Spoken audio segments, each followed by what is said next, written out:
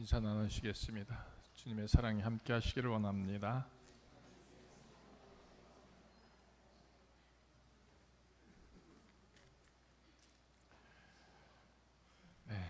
오늘은 성령 강림 후 14번째 주일입니다. 이제 오늘로써 이 한 주간 동안 성령 강림 주간이 끝나는 것이죠. 그래서 성령 강림 마지막 시간에 오늘 이사야 말씀을 함께 나누고자 합니다. 이사야서 42장 그리고 49장, 50장, 52장 이렇게 종의 노래가 나옵니다. 4번씩이나. 그리고 그 종들의 노래의 결론인 말씀이 오늘 53장에 있는 것이죠. 오늘 53장에서 전체적인 주제는 고난받는 여호와의 종입니다. 자, 고난받는 여호와의 종, 그 모습이 어떠냐? 53장 2절에 보면 그는 주 앞에서 자라나기를 연한 순 같고 마른 땅에서 나온 뿌리 같아서 고운 모양도 없고 풍채도 없고 또 우리가 보기에 흠모할 만한 아름다운 것도 없도다. 이렇게 표현되어 있습니다.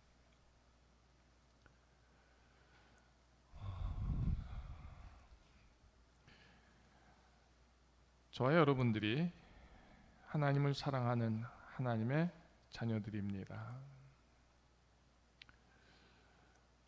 우리에게 하나님의 뜻이 채워지기를 원할 때, 하나님의 쓰심이 이루어지기를 원할 때, 그런 믿음이 되기를 원할 때 과연 우리는 내가 생각하는 그 모습은 뭘까? 한번 헤아려 보시죠. 내가 예수 그리스도를 잘 믿고 하나님의 귀하고 거룩한 생명됨으로 서는데 나의 존재감이, 나의 모습이 고운 모습도 없습니다. 풍채도 없습니다. 또 드러내고 자랑할 만한 흠모할 것도 없습니다. 그렇다면 그래도 나는 하나님을 사랑할 건가?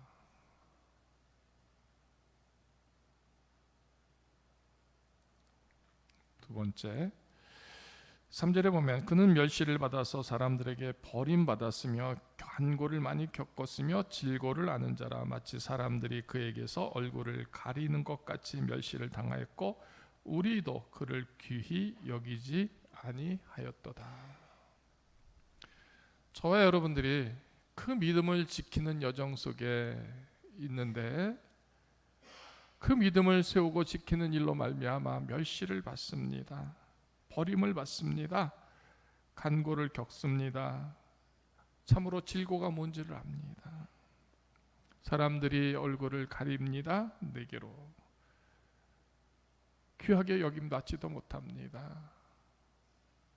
내 역할은 분명히 하나님의 교회에서 성도들에게서 내 쓰여진 직책 역할들을 통해서 열심히 하는데 그 누구도 그렇게 인정해 주지 않습니다. 바로 멸시를 받고 간고를 겪고 버림을 받고 질고를 알게 하고 얼굴을 외면합니다. 칭찬 없습니다. 귀하게 여기지도 않습니다. 그래도 여러분의 믿음을 지킬 수 있겠는가?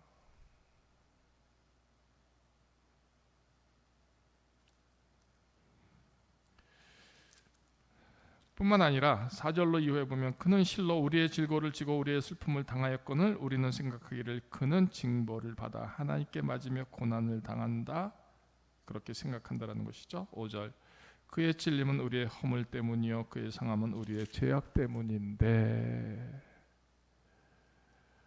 그가 징계를 받고 채찍을 맞음으로 우리는 평화를 누리고 우리는 나았음을 받는데, 그런 그의 모습이 과연 나의 모습으로 우리는 받아들일 수 있을까? 다시, 내가 누군가를 위해서 징계를 받습니다. 누군가를 위해서 채찍을 받습니다. 그래서 그 생명이 평화를 누리고 그 사람이 나음을 받고 할 때 나는 과연 그런 역할 찔림에 주저하지 않고 할 수 있겠는가 라는 것이죠. 어떻게 보면 우리의 지금의 믿음의 모습은요, 대단한 것 같지 않습니까? 그래도 거룩한 것 같고, 그래도 성결한 것 같고, 그래도 인정받을 만한 믿음의 모습이 분명히 있는 것 같은데, 오늘 이 종의 노래 속에서 특별히 고난받는 여호와의 종의 모습의 말씀을 비춰보면 과연 나는 내 믿음의 모습이 이런 모습 속에서도 내가 지켜낼 수 있을까? 지켜낼 수 있을까? 하는 거죠. 여러분들은 어떻습니까? 예수님이 제자들과 함께 갈 때 헤롯의 왕궁을 보면서 그 자리에서 제자들에게 묻지 않습니까? 너희는 나를 누구라 하느냐? 왜요? 그 찬란한 엄청난 궁정을 바라보면서 예수님의 존재감은 지극히 작은 것이죠. 궁정에 비하면 예수님의 제자들과 함께하는 그 여정은 비참한 거잖아요. 그죠? 왕의 자리가 아니잖아요. 우리가 알다시피 예수 그리스도는요, 베들레헴에서 말구에서 태어나셨습니다. 갈릴리에서 사셨습니다. 예루살렘에 입성할 때도 나귀 새끼를 타고 들어가십니다. 정말 세상의 왕으로 이 땅에 오셨다면 그리 정말 소소하게 작게 보잘것없게 그리 왕의 자리로 나가셨을까요? 결코 그렇지 않습니다. 모든 사람의 환호와 찬양을 받으면서 모든 사람에게 드러내고 싶은 그 위엄, 장관을 이루는 모습으로 아마 왕의 자리로 나아갔겠죠. 정말 여호와의 종의 노래를 통해서 저와 여러분들이 여호와 하나님의 생명됨을 인정합니다. 고백합니다. 그리고 그 종된 모습을 세우기를 원할 때 주님을 이처럼 사랑하는데, 주님을 이처럼 사랑하고 믿고 섬기는데 나의 모든 것에서 고운 모양도 생기지 않습니다. 풍채도 회복되지 않습니다. 흠마할 만한 아름다운 것도 거의 없습니다. 또 멸시는, 또 간고는, 또 귀히 여기는 그 일은 아무것도 없습니다. 질고가 넘쳐나고 슬픔이 넘쳐납니다. 고난이 가득합니다. 뿐만 아니라 나 하나 내가 추스리지도 못한데 누군가를 위해서 찔려지게 하시고, 또 누군가를 위해서 상함받게 하시고, 누군가를 위해서 징계를 받게 하심으로 그 생명이 평화를 누리고 그 생명이 나음을 얻게 하는 그 쓰여짐으로 내가 지금 하나님 앞에 서게 된다면 과연 우리는 그런 내 믿음을 그래도 세우고 지킬 수가 있겠는가라는 것이죠. 오늘 이 말씀을 묵상하면서 저 역시도 대답할 수가 없는 것이죠. 과연 나도 그럴까? 헤아려 봅니다. 비춰봅니다. 이 말씀 한 소절도 내가 감당해낼 수 있는 믿음이 있는가? 여러분들은 어떻습니까?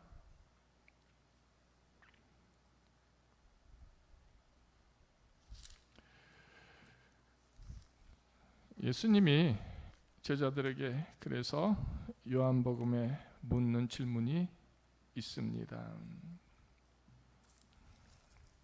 요한복음 5장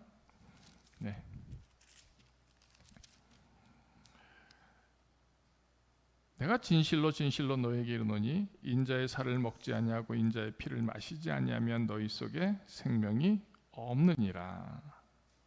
그 말씀하시면서 내 살은 참된 양식이요 내 피는 참된 음료로다. 자, 살아계신 아버지께서 나를 보내심에 내가 아버지로 말미암아 사는 것 같이 나를 먹는 그 사람도 나로 말미암아 살리라. 그러시면서 하늘에서 내려온 떡이니 이 떡을 먹는 자는 영원히 살리라 하고 주님이 제자들과 허다한 사람들에게 이 말씀을 해주셨습니다. 그때 나온 답이 뭡니까? 제자 중 여럿이 듣고 말하되 이 말씀은 어렵도다. 누가 들을 수 있으랴 한데, 이렇게 표현하는 것이죠. 누가 들을 수 있느냐? 어렵다. 그래서 그들이 다 떠나갑니다. 그의 제자 중에서 많은 사람이 떠나가고 다시 그와 함께 다니지 아니하더라. 그때 예수님이 제자들에게 묻죠. 12 제자들에게 너희도 가려느냐? 여호와의 종의 모습이 있습니다. 근데 한층 더해서 고난받는 여호와의 종의 모습이 있습니다. 이 말씀이 저와 여러분들에게 지금 이 교회 속에 세우라 한다면 우리는 어떻게 표현할까요? 이 말씀이 참으로 어렵도다. 그래서 각각 자기의 갈 길로 떠나가지 않을까요? 어렵도다. 예수를 믿고 우리의 신앙을 세우고 지키는 일 중에 가장 큰 소망은 뭡니까? 복을 받는 거잖아요. 축복을 바라는 것이죠. 근데 그런 내 기대와는 상관없이 고난받는 종의 모습으로 이사야 선지자는 이 믿음을, 이런 생명의 모습을 가지라고 지금 권면하고 있는 겁니다. 우리가 전한 것을 누가 믿었느냐? 여호와의 팔이 누구에게 나타났느냐? 53장 1절에 그렇게 되어 있습니다. 이 말씀을 받아들일 수 있고 받기를 원하는 믿음의 소유자가 과연 우리 중에 누가 되겠느냐라는 것이죠. 여호와의 팔, 그러니까 여호와의 권능의 팔, 거룩한 쓰여짐의 그 팔에 순종함이 될 수 있는 믿음을 가진 자가 우리 중에 누가 되겠느냐 질문하고 있는 겁니다. 제자들이 다 떠나갑니다. 12 제자에게 마침내 묻습니다. 너희도 가려느냐? 너희도 가려느냐? 베드로가 뭐라 하죠? 주여, 영생의 말씀이 주께 있사오니 우리가 누구에게로 가겠습니까? 라고 대답하죠.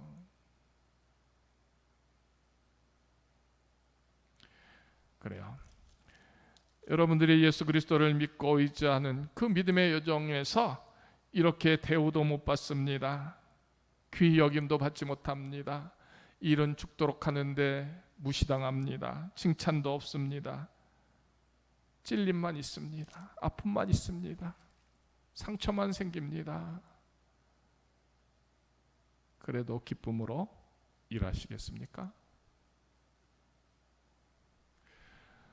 적어도 우리는요, 우리의 신앙의 여정에서 정말 이런 수고로움의 힘겨움이 내 믿음의 한 부분이다라고 생각하는 그 고백이 너무 부족하지 않을까요? 그러니까 여호와의 종의 모습이 누구나 할 수 있는 그 모습이라면 과연 종의 모습이라고 말했을까요? 저는 그렇지 않다고 생각합니다. 적어도 여호와가 주신 말씀을 의지하고 여호와의 팔의 권능이 나타나는 그 모습은 이런 모습 속에서도 감당되어질 때 그를 가리켜서 종의 노래 가운데 한 부분이 되는 것이고, 더군다나 고난받는 종의 모습에 그 귀한 모습이 세워지는 것 된다라는 것이잖아요. 성령 강림 마지막 주간에 저와 여러분들이 다시 한번 내 믿음의 모습이 과연 하나님의 말씀에 따라서 서지기를 원하는가, 쓰여지기를 원하는가, 그리고 그 부름이 어떠한 것이든지 내가 감당하리라고 하는 그런 결심과 결단을 오늘 이 예배 속에서 저와 여러분 모두가 함께 하기를 원합니다. 그래서 읽어진 본문 10절에 여호와께서 그에게 상함을 받게 하시기를 원하사, 이렇게 되어져 있습니다. 우리에게 행복한 일을 주시면 좋죠. 우리에게 기쁘게 하신 일들을 하시면 좋죠. 우리에게서 모든 이들에게 자랑할 수 있는 자랑거리를 이루게 하시면 너무 좋죠. 우리의 믿음이 드러낼 수 있는 그런 것들로 하나님 쓰신다면 얼마나 좋겠습니까?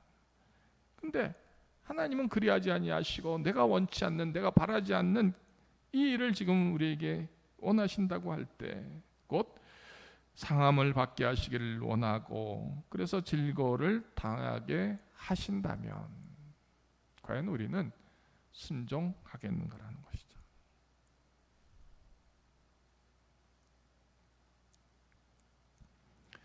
그의 영혼을 속곤 제물로 드리게 이르면 이렇게 되어졌습니다. 그러니까 몸도 영도 다 하나님을 위하여 하나님의 뜻에 따라 쓰여지는 그것을 하나님이 하게 하신다면 여러분 하실 수 있겠습니까? 그런데 분명한 것은 그렇게 드리기에 이르면 그가 씨를 보게 된다는 것이잖아요. 그렇게 순종하면 씨를 보게 될 것이고 그의 날은 길 것이고 또 그의 손으로 여호와께서 기뻐하시는 뜻을 성취하게 된다, 이렇게 말씀을 주고 있습니다. 근데 우리는 그게 싫은 거잖아요. 그렇게 해서 씨를 보면 그게 뭐가 의미가 있고 뭐가 귀한 것이겠느냐? 그렇게 해서 나의 길이 길면 그게 무슨 기쁨이 되겠느냐? 감사가 되겠느냐? 그렇게 해서 하나님이 과연 기뻐하시는 뜻을 성취하는 수가 있겠는가라는 그런 부정적이고 회의적인 생각 우리 모두에게 있잖아요.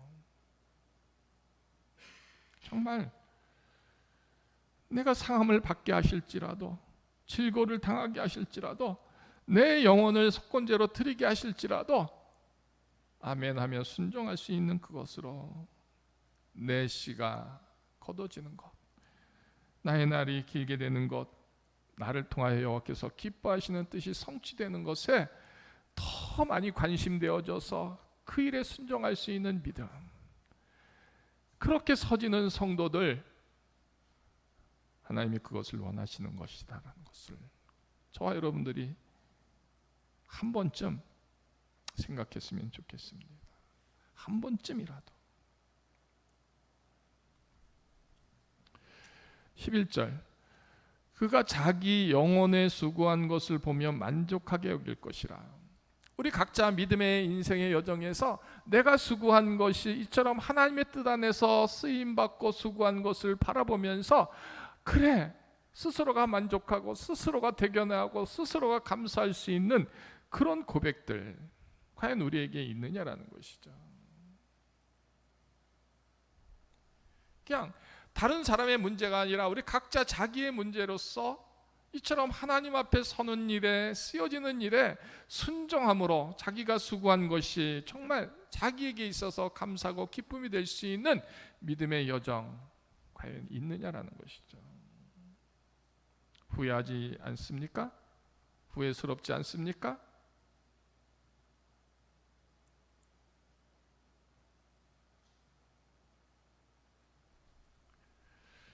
내 믿음의 여정에서 내가 수고한 예배를 통한다든지 기도를 통한다든지 말씀을 통한다든지 헌신하고 봉사하는 일들을 통해서 정말 내가 수고한 것으로 만족할 수 있는 그 영, 그 지체, 그 믿음, 과연 이것이 우리에게 있느냐라는 것이죠. 우리는 우리가 우리를 스스로 드러내는 것이 아니라 하나님 앞에서 내 믿음의 존재감이 이렇게 수고했다라는 것으로 하나님께 드려질 수 있는 믿음 되는 것이 가장 귀한 모습 아닐까요? 그것에 관심이 있어야 되는 것이잖아요. 그것에 집중해야 되는 것이고요. 그것을 따르기 위해서 그래요. 바로 우리가 인생을 살면서 우리의 육신의 삶의 자리에는 곤고합니다. 참남합니다. 죄가 가득합니다. 욕심이 있습니다. 그 모든 것이 참남한 것이 가득할지라도 그러나 그런 속에서 들 수만 있다면 하나님의 일들을 위하여 수고하려고 하고 구별하려고 하고 그것에 내 수고로움이 만족함이 되기를 위해서 진실하게 애쓰고 진실하게 수고하는 그 모습이 조금이라도 있어야 구별되는 것 아닐까요? 세상 여느 사람과 똑같이 살지만 똑같은 모습에서 아니 더 더 비참하고 더 참남한 모습에서 살지만 그래도 그들과 다른 우리들의 나의 모습은 뭐냐? 내 영혼, 내 믿음이 수고한 것으로 말미암아 조금이라도 기뻐하고 만족할 수 있는 그 걸어온 여정의 시간들이 있어야 되지 않겠느냐라는 것이죠. 그것이 세워지는 종의 축복이 가장 귀한 종의 모습으로 서지는 것이 아닐까 싶습니다. 나의 의로운 종이 자기 지식으로 많은 사람을 의롭게 하며 또 그들의 죄악을 친히 담당하리로다. 자기 지식, 여기에서 자기 지식은 뭡니까? 하나님께로 향하여 수고하고 경험되어진 그 믿음의 고백이죠. 다 그리 살지라도 내가 하나님 앞에서 수고한 것이 귀하다라고 하는 것, 그게 정말 귀하다라고 하는 그 경험치적인 지식을 통해서 그리 가르칠 수 있고 그리 설 수 있게 하고 그렇게 끌어갈 수 있는 그런 모습의 의로움이 정녕 우리에게 있느냐라는 것이죠. 네.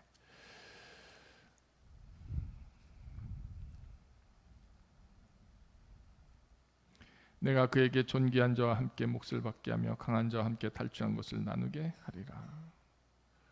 그런 나의 작은 수고로움이지만 그렇게 수고한 것이 있어서 그것이 가장 존귀한 자와 강한 자에게 함께 나눌 수 있는 그 열매가 된다고 하시는 그 축복을 우리가 정녕 소망하는가라는 것이죠.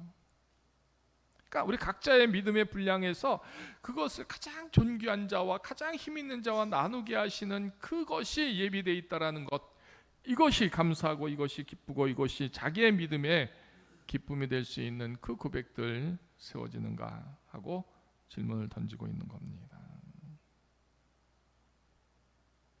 뿐만 아니라 그가 자기 영혼을 버려 사망에 이르게 하며, 자기 영혼이 죽는 거잖아요. 사망에 이르게 하는데, 근데 그것으로 말미암아 범죄자라고 하는 헤아림을 받았다.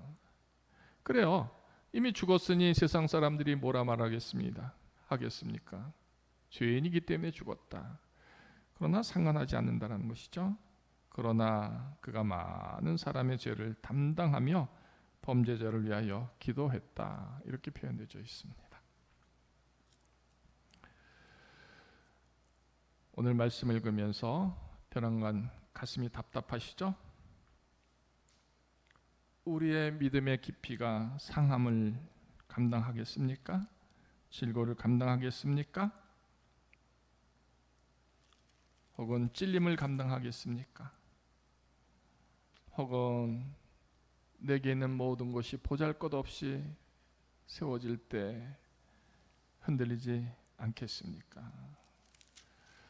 또 내 영혼이 속죄제로 드리기에, 속건제로 드리기에 합당한 믿음의 모습은 과연 있겠습니까? 그 어떤 수고함 속에서도 만족될 수 있는 그 어떤 열매도 혹은 여정도 시간도 아무것도 없는데, 그런데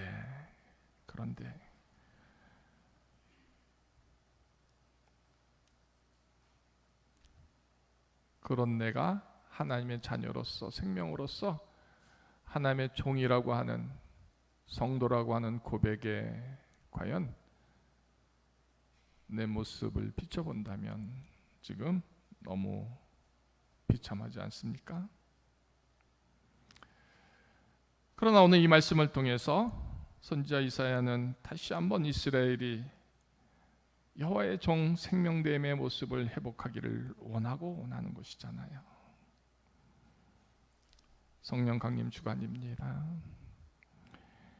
이런 쓰여짐에 감히 누가 설 수 있겠습니까? 그러나 순종하는 여호와의 종의 모습은요, 그 어떤 고난도 감당케 하시는 것이잖아요. 순종은 그의 몫이 아니라 하나님 주신 선물인 것입니다. 저와 여러분들이 스스로가 순종하기를 원해서 할 수 있는 순종이 과연 몇이나 되겠습니까? 하나님이 주시는 순종이 될 때, 하나님이 주시는 그 순종함으로 서게 될 때, 나는 부족하고 나는 감당할 수 없고 내 경력으로는, 내 생각으로는 아니 되지만 하나님이 순종케 하심으로 그 일이 이루어지는 것이잖아요. 그러니까 순종하는 믿음은요, 바로 성령님의 선물인 것입니다. 누구도 상함을 원하는 사람이 누가 있겠습니까? 질고를 원하는 성도가 누가 있겠습니까? 그죠? 그러나 그런 속에서 여호와의 생명들에게는 하나님이 도우셔서 순종을 이루게 하는 것이죠. 역설적으로 말한다면 저와 여러분들의 믿음조차도 하나님이 주시는 선물인 줄을 믿습니다. 그 믿음을 세우고 지키게 하는 순종 역시도 하나님의 선물인 줄로 믿습니다. 그러기에 성령은 우리에게 그 순종하는 믿음을 이루시도록 이끌어 주시고 지켜 주시는 것이죠. 다시 거꾸로 말한다면 나는 그리 될 수 없는 사람인데, 그런데 나에게서 요만큼이라도 순종이 있고 요만큼이라도 하나님의 일들에 쓰여지는 그 모습으로 때로 모양도 없고 풍채도 없고 흠말 것도 없으나 그러나 기쁨으로 사는 성도들이 있습니다. 멸시를 받습니다. 버림을 받습니다. 간고를 겪습니다. 질고를 당합니다. 무시를 당합니다. 그래도 개념치 않고 힘있게 사는 성도들이 있습니다. 슬픔이 있어도 이겨냅니다. 찔림이 있어도 주저치 않습니다. 그 어떤 상함도 감당하고 있습니다. 그 모습이 요만큼이라도 있다는 것은 바로 다시 뭐요? 성령님이 그 생명에게 그런 모습들을 감당하도록 도우시고 채우시고 인도하시고 있다라는 표징이다라는 것입니다. 헤아려 보시죠. 나는 과연 그런 일에 대해서 멈춰져 있는가? 아니면 그런 상황 속에서도 일하고 있는가? 성령님의 계시고 계시지 않는 것은요, 그런 작은 차이에서 드러나는 겁니다. 저와 여러분들의 성령이 있는 믿음이 되기를 원합니다. 이것은요, 이런 고난받는 모습에서 그 어떤 것에서도 만족함이 될 수 없는 그런 상황이 있어도 하나님에게 순종하는 모습이 내게 세워지고 또 드러난다면 그것은 전적인 성령님이 도우시는 성도의 모습인 것입니다. 비록 그것이 만족할 만한, 자랑할 만한 큰 것이 아닐지라도 그래도 누군가는요, 그런 참담함에서도 주님 앞에 서는 사람들이 있습니다. 아픈 가운데도 주님을 바라보고 기도하는 사람이 있습니다. 드러낼 것, 자랑할 것 없어도 주님 앞에 감사하고 찬양하는 성도가 있다. 그런 모습은요, 성령님이 있는 믿음의 모습이다. 성령님이 저와 여러분들에게 그렇게 어떻게요? 여호와께서 기뻐하시는 뜻을 성취하도록 하시기 위해서 지금 이 말씀을 듣게 하시고요, 이런 믿음을 세우게 하시도록 성령님이 돕고 계시다라는 것을 말씀하고 계십니다. 원하기는 우리 모두가 자기 영혼에 수고한 것으로 만족하게 되는 그 여정을 이제 만들어 가시기를 바랍니다. 성령님이 도와주십니다. 성령님이 지켜주십니다. 성령님이 그 여러분들의 생각과 여러분들의 가치를 거룩히 세워나가시는 성령님이 함께 해 주십니다. 이것이 세워지는 축복이 되기를 주님의 이름으로 축원합니다.